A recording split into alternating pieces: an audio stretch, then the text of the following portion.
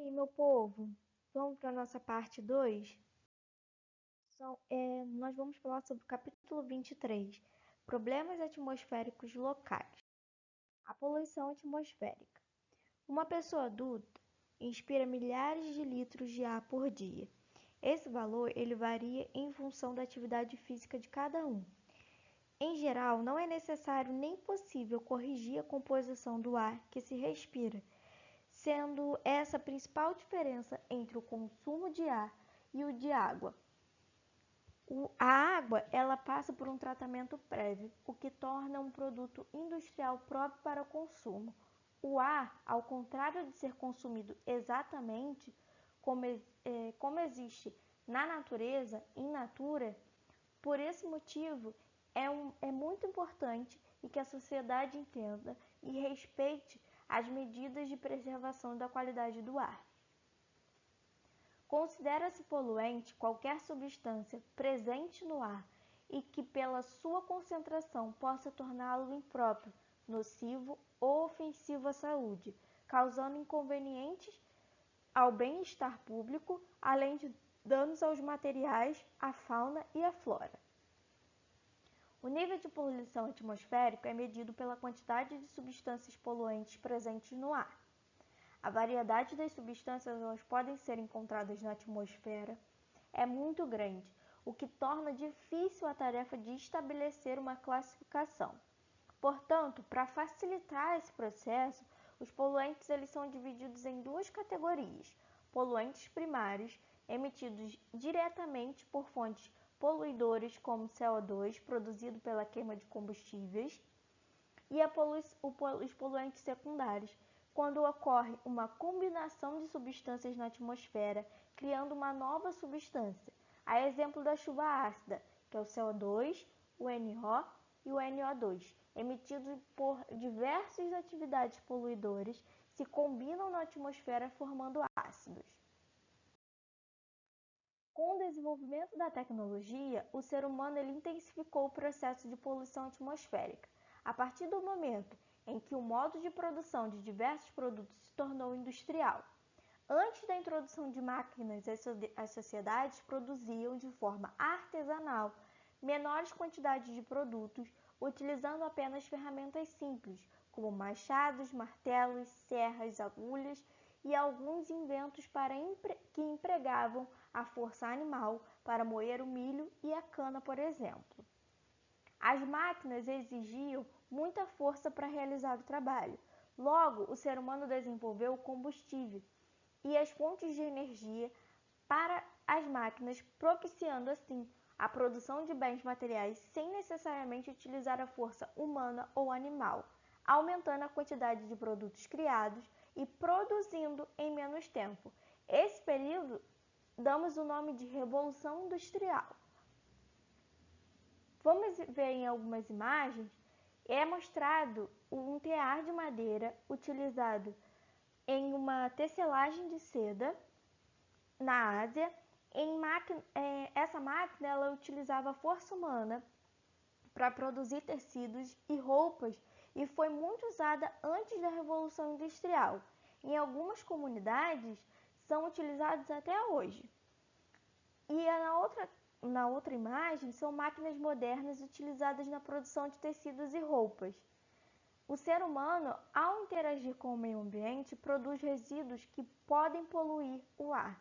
A poluição atmosférica ela pode ser causada por fontes fixas ou móveis, dependendo dos processos que liberam os poluentes. As fontes fixas as indústrias são as fontes mais significativas, ou seja, de maior potencial poluidor. Também se destacam as usinas termoelétricas que utilizam o carvão, óleo combustível ou gás, bem como os incineradores de resíduos, com elevado potencial poluidor. Existem ainda as fontes fixas naturais, como maresia e o vulcanismo, que também podem influenciar na composição do ar. As fontes móveis, os veículos automotores, assim como os trens, aviões e embarcações marítimas, são exemplos de fontes móveis de poluentes atmosféricos. Os veículos eles se destacam nas cidades como as principais fontes poluidoras e são divididos em leves de passageiro, leves comerciais e pesados.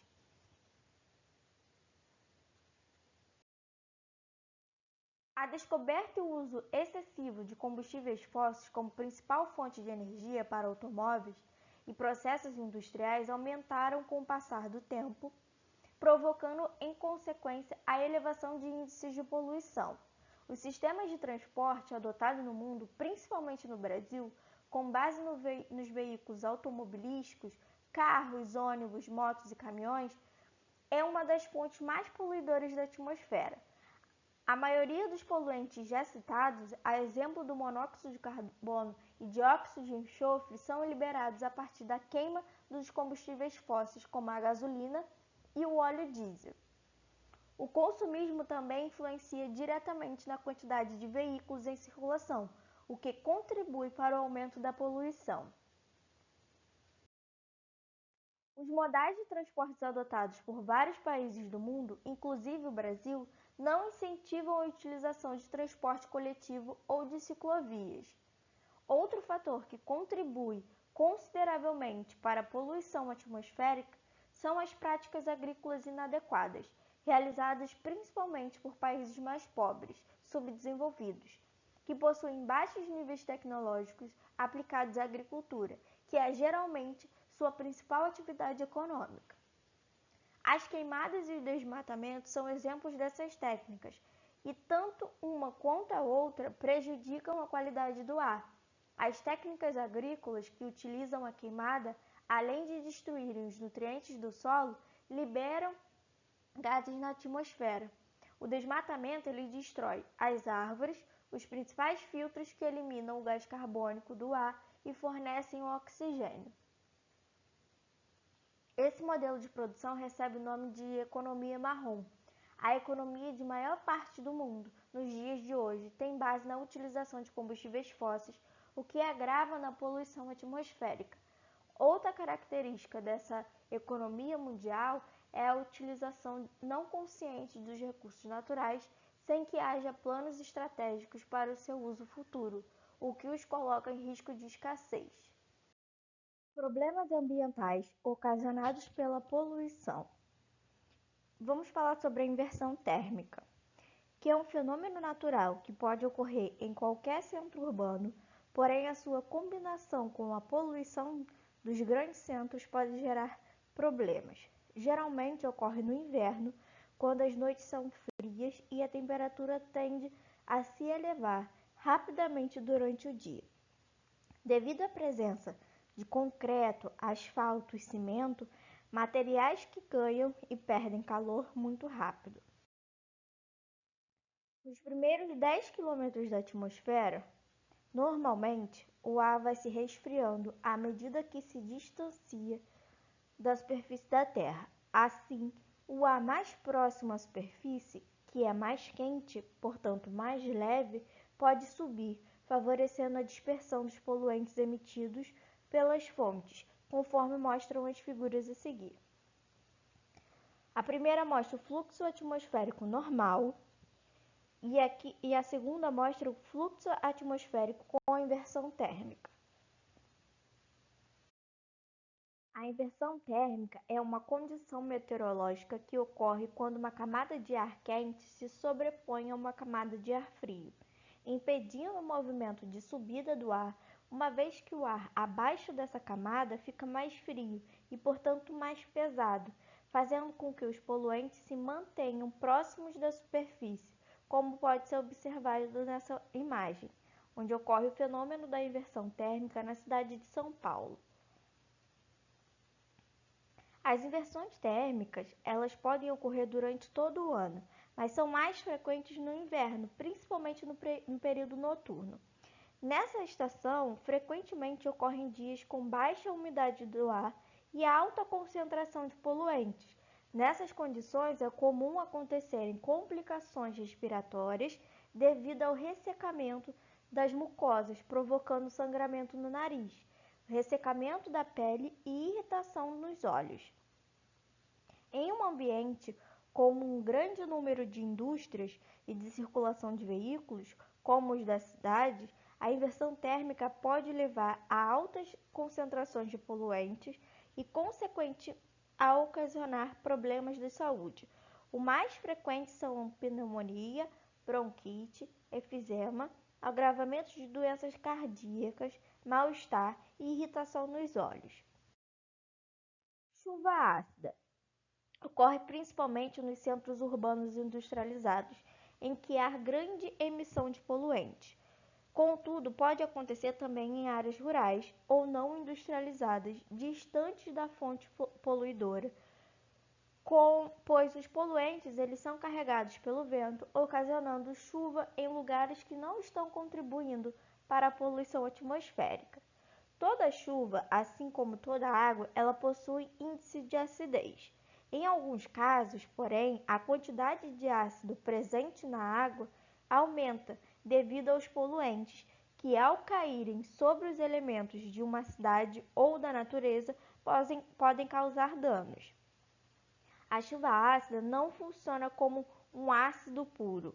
É necessário que ocorram chuvas ácidas com frequência e muito concentradas para que o ambiente sofra. Os maiores prejuízos são a destruição de solos e plantas, a alteração dos sistemas aquáticos e a deterioração de edifícios e monumentos. Contribui também na corrosão de materiais usados nas construções, como casas e edifícios, e destruindo represas, turbinas hidrelétricas, entre outros. Muitos monumentos e construções históricas de grande valor também são corroídos pela chuva ácida.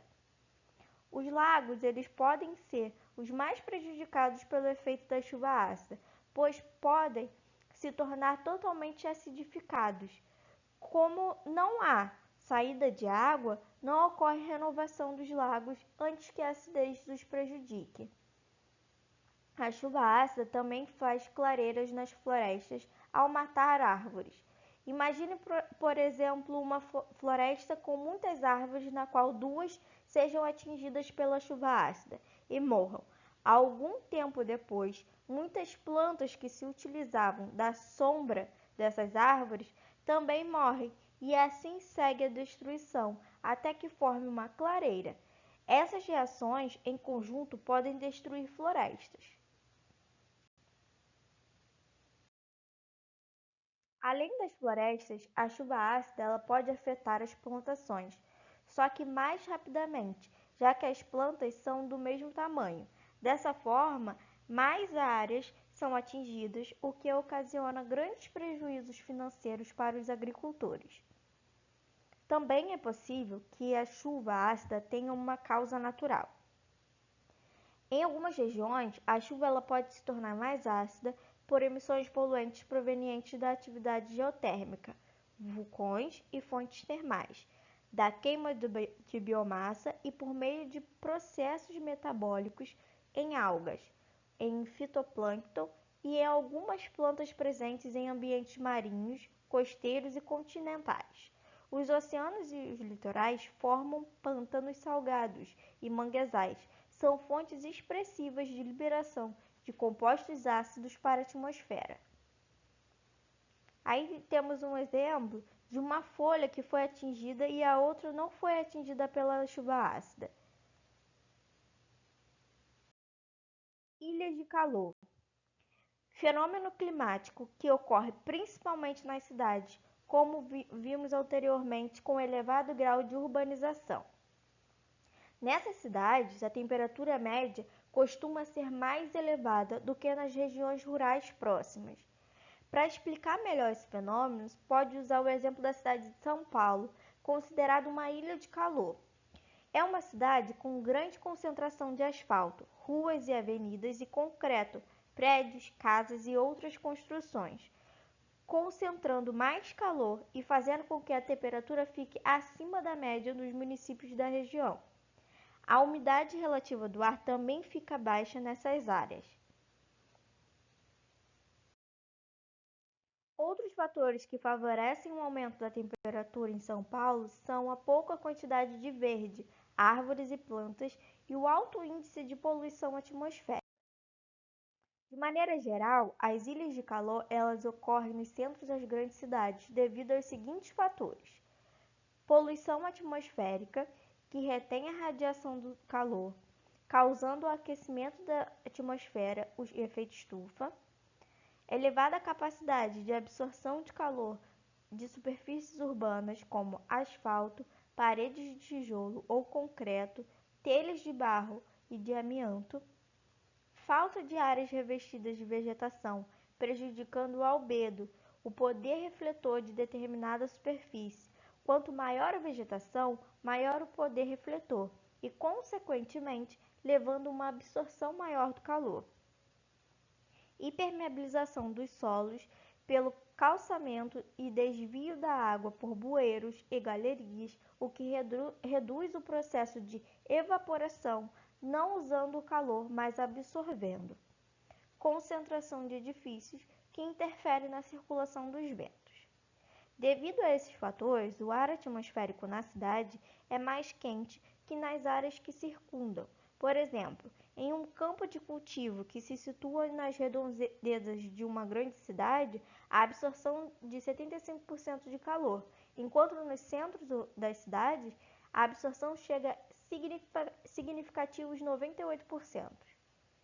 A expressão ilha de calor, ela dá-se pelo fato de uma cidade apresentar em seu centro uma taxa de calor muito alta, enquanto em sua redondeza a taxa de calor é normal, ou seja, o poder refletor de calor de suas redondezas é muito maior do que no centro dessa cidade.